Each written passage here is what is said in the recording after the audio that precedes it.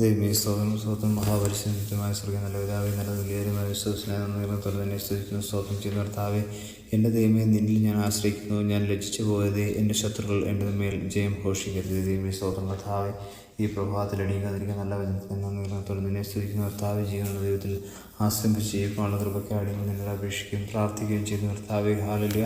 നിന്നിൽ ആശ്രയിച്ച് ഈ പാടികളെ നീ സഹായിക്കുമാറാണമേ എന്ന് പ്രാർത്ഥിക്കുന്ന കർത്താവ്, നിന്നിൽ ഞങ്ങൾ ആശ്രയിക്കുമ്പോൾ ദൈവമേ ഹല്ലേലൂയ, അടികൾ കർത്താവേ ഹല്ലേലൂയ ലജ്ജിച്ചു പോകില്ല എന്ന് വചനം ഞങ്ങളെ ഓർപ്പിക്കുന്ന കർത്താവേ, സ്തോത്രം കർത്താവേ.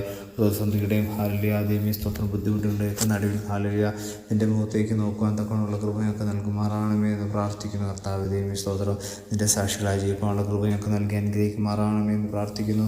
ഈ ദിവസം ഹല്ലേലൂയ സ്തോത്രം കർത്താവേ, ആരെങ്കിലും കർത്താവേ ദൈവമേ ഈ വചനം കേൾക്കുന്ന ആരെങ്കിലും കർത്താവേ ഏതെങ്കിലും ഭാരത്താൽ നിരാശയാൽ ഹല്ലേലൂയ ആരൊരു സഹായമില്ലാതിരിക്കുന്നുണ്ടെങ്കിൽ പിതാവേ, അവർക്ക് വേണ്ടി കർത്താവ് നീ ഈ ദിവസം ഇടപെടുമാറാണമേ എന്ന് പ്രാർത്ഥിക്കുന്നു. അവരുടെ ജീവിതത്തിൽ നന്മയും ഹല്ലേലൂയ അനുഗ്രഹം അനുഭവിക്കാനുള്ള കൃപ അവർക്ക് നൽകി അനുഗ്രഹിക്കണം, മഹത്വം കൊടുക്കണം.